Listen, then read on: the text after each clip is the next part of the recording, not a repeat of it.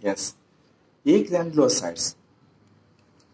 Agranulocytes. Cytoplasmic granules are absent in agranulocytes.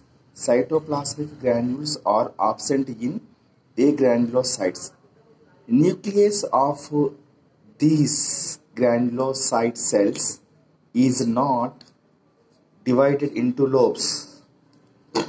Nucleus of agranulocyte cells is not divided into lobes. Agranulocytes two types. ఒకటి చూడండి ఇక్కడ lymphocytes.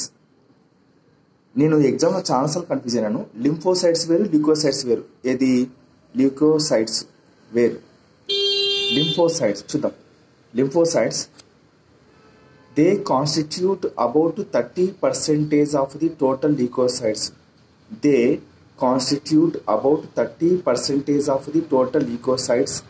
They are small spherical cells with large spherical nucleus. They are small spherical cells with large spherical nucleus and scanty peripheral cytoplasm. Scanty peripheral cytoplasm. Lymphocytes are functionally two types of lymphocytes. Lymphocytes are functionally two types of lymphocytes. ఒకటి B lymphocytes. B lymphocytes produces the antibody. T lymphocytes also have an important role in the immunoglobulin reactions of the body. B lymphocytes produce the antibody. T lymphocytes have an important role in the immunoglobulin reactions of the body. In the immunological reactions of the body. Some lymphocytes live for only a few days.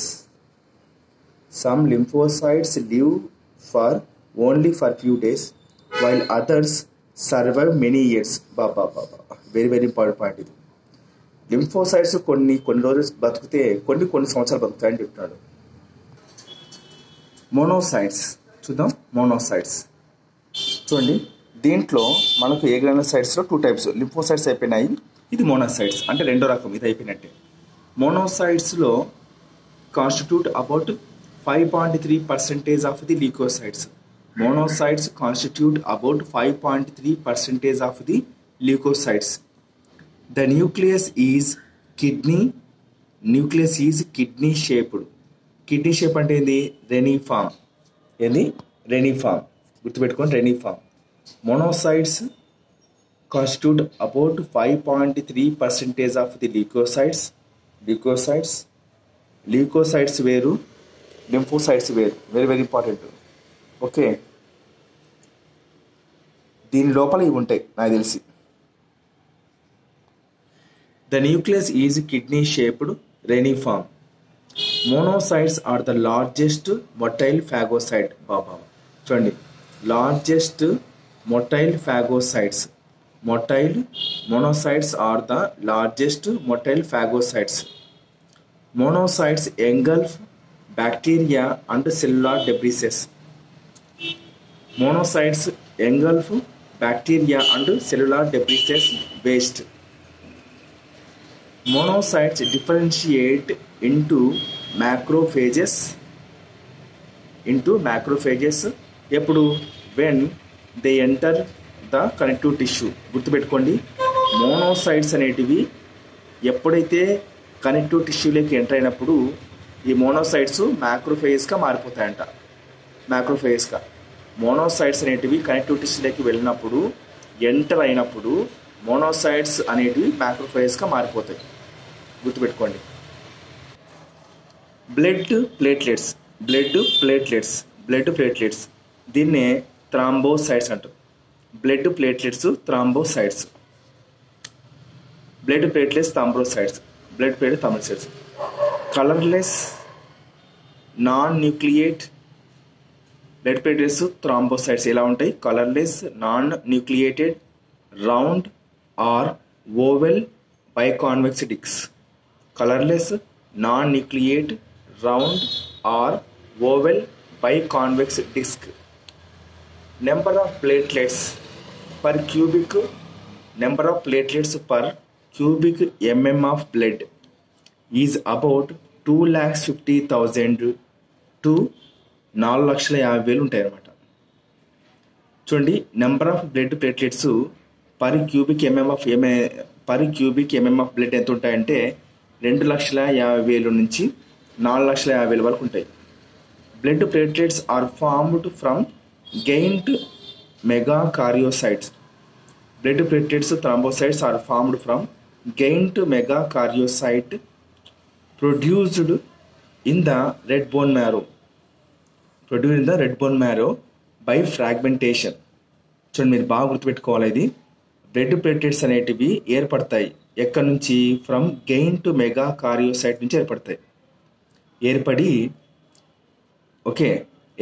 ఇవి ఎక్కడి నుంచి వస్తాయి? Produced in the red bone marrow నుంచి వస్తాయి. ఏ పద్ధతిలో వస్తాయి అంటే by fragmentation ద్వారా.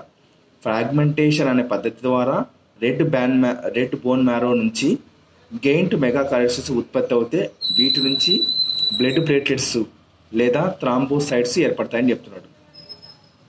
The average life span of blood platelets is about 5 to 9 days. Very very important. ఇట్లాంటి క్వశ్చన్ అడుగుతున్నాడు, ఇట్లాంటి సిల్లీ క్వశ్చన్ తెలియదు. 5 to 9 days. Blood platelets or thrombocytes secrete thromboplastin. ఏంది? థ్రాంబోప్లాస్టిన్. గుర్తుపెట్టుకోండి, థ్రాంబోప్లాస్టిన్. ఏంది ఇది? Thromboplastin. Blood platelets thrombocytes play an important role in blood clotting. Blood platelets or thrombocytes adhere to the అంటే ఏంది? అతుక్కోవడం. adhere to the damaged endothelial lining of capillaries. And seal minor vascular openings. ఏవైతే రక్తనాళాలు మనకు కోసుకొని ఉంటావు కదా, దాన్ని పుండులు ఏమంటారంటే మైనర్ వాస్కులర్ ఓపెనింగ్స్ అంటారు. సో ఈ చిన్న చిన్న మైనర్ వాస్కులర్ ఓపెనింగ్స్ను సీల్ చేస్తుంటాయి. ఏంటివి? బ్లడ్ ప్లేట్లెట్స్ కానీ థ్రాంబోసైట్స్ కానీ. అది వాడు చెప్పేది. టీవీ adhere to the damaged endothelial lining of capillaries.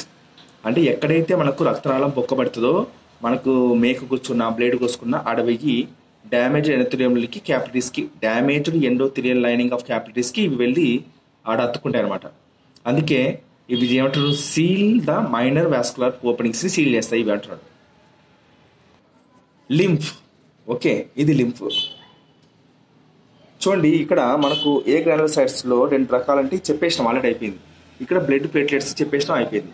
కానీ ఇక్కడ లింఫ్ అనేది కొత్తది, గుర్తుపెట్టుకోండి. వేరే ఇది సపరేట్ టాపిక్. ఇది ఆల్రెడీ ఇది రికార్డ్ అయిపోయింది. ఇది separate topic, last topic.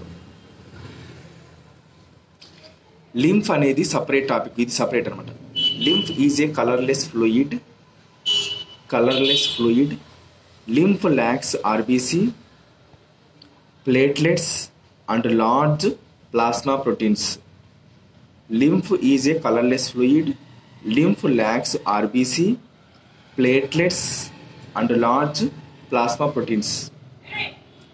But lymph has more number of leukocytes.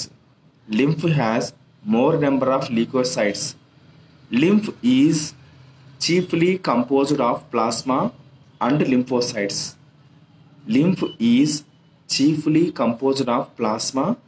lymphocytes. When compared to the tissue fluid, ఎప్పుడైనా టిష్యూ ఫ్లూయిడ్తో మనం కంపేర్ చేసుకుంటే lymph contains very small amount of nutrients except fats. లింఫ్లో fats ఉండవు. Lymph contain very small amount of nutrients except fats and oxygen. But lymph has abundant carbon dioxide and other metabolites. The most important site of formation of lymph is interstitial space. Very very very important. The most important site of formation of lymph is interstitial space. Interstitial space. The Most important site of formation of lymph is interstitial space. As blood passes through the blood capillaries,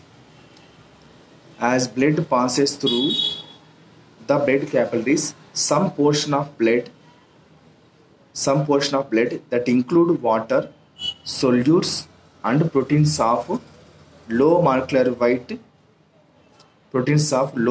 weight passes through the walls of capillary into the interstitial space. Due to hydrostatic pressure at the atriolar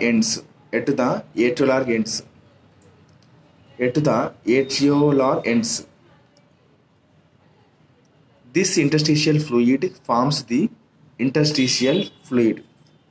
Okay, this fluid forms the interstitial fluid అంటే tissue fluid. గుర్తుపెట్టుకోండి, ఈ రెండు ఒకటే. Interstitial fluid అన్న tissue fluid అన్న ఒకటే. Very very important. The most important site formation of lymph is interstitial space. Fluid కాదు, space. లేకుంటే టిష్యూ స్పేస్ అని కూడా అనొచ్చు. టిష్యూ యొక్క స్పేస్. ఇది ఇంటర్స్టిషియల్ స్పేస్ అన్న టిష్యూ స్పేస్ అన్న రెండు ఒకటి ఆప్షన్స్. వెరీ వెరీ ఇంపార్టెంట్ ఇది. Okay, most of the interstitial fluid అంటే tissue fluid is returned directly to the capillaries. మళ్ళీ క్యాపిలరీస్కి తిరిగి వస్తాయి. Due to osmotic pressure at the venular ends. ఎక్కడ? ఎట్ ద వెన్యులార్ ఎండ్స్ అంటే వెయిన్ యొక్క ends. little amount of this tissue fluid, little amount of this interstitial fluid passes through a system of lymphatic capillaries. అంత దాంట్లో కొంత భాగము system of lymphatic capillaries గుండా pass అవుతుంది. దీన్నే lymph capillaries of the interstitial villi అంటారు. Lymph capillaries of the intestinal villi lymph capillaries of the intestinal villi are called the lacteal LACTEALS lacteals, called lacteals. తర్వాత vessels, lymph ducts and finally reach the blood through the subclavian veins. Finally reach the blood through the subclavian veins. బ్లడ్కి reach అయ్యేది లాస్ట్కి దేని కూడా వెళ్తుంది? Sub క్లేవియల్ veins ద్వారా వెళ్తుంది. The extra cellular tissue fluid, the extra cellular interstitial fluid after passing in to the lymph capillaries and lymph vessels is called lymph. ఎప్పుడైతే మనకు ఎక్స్ట్రా సెల్యులార్ టిష్యూ ఫ్లూయిడ్ అనేది లింఫ్ క్యాపిలరీస్ని దాటి లింఫ్ వెజల్స్ దాటిపోయిందో అప్పుడు దాన్ని lymph అని పేరు పిలుస్తారు. అప్పుడు మాత్రమే దాన్ని లింఫ్ అని పిలుస్తారు. Very very important. Lymphatic system represents an accessory route. Lymphatic system represents an accessory route.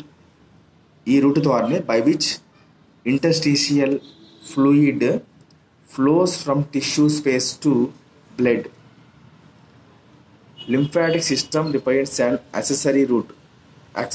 అంటే ఇది ఏదో ఒక చిన్న మార్గం. ఇప్పుడు ఇట్లు పోయేది ఇట్లు వెళ్తుంది అనమాట, అంతే. accessory route అంటారు దాన్ని. సో దీని గుండా interstitial fluid flows from tissue spaces into blood. So ఇది లింఫ్ యొక్క కథ. ఇది సపరేట్ ఉంది, గుర్తుపెట్టుకోండి. లింఫ్ అని ఎప్పుడు పిలుస్తారు ఎగ్జాక్ట్గా అని అడుగుతాడు. లింఫ్ ఎలా వెళ్తుంది అంటాడు, టిష్యూ స్పేసెస్ నుంచి బ్లడ్కి వెళ్తాడు. ఓకే, ఫైనల్గా లింఫ్ అనేది బ్లడ్కి రీచ్ అయ్యేటప్పుడు ఏ నర్వ్ ద్వారా వెళ్తుంది అంటాడు, సబ్ క్లేవియల్ వెయిన్ ద్వారా వెళ్తుంది. ఫైనల్గా ఇదే తీసుకెళ్ళి బ్లడ్లో కలిపేస్తుంది. Okay, right. ఇక్కడ టిష్యూ ఫ్లూయిడ్ని ఇంటర్స్టిషియల్ ఫ్లూయిడ్ అంటారు. Primary the most important site of formation of lymph is interstitial space. Liquid fluid కాదు. ఓకే, స్పేస్లో గ్యాప్లో ఏర్పడుతుంది లింఫ్.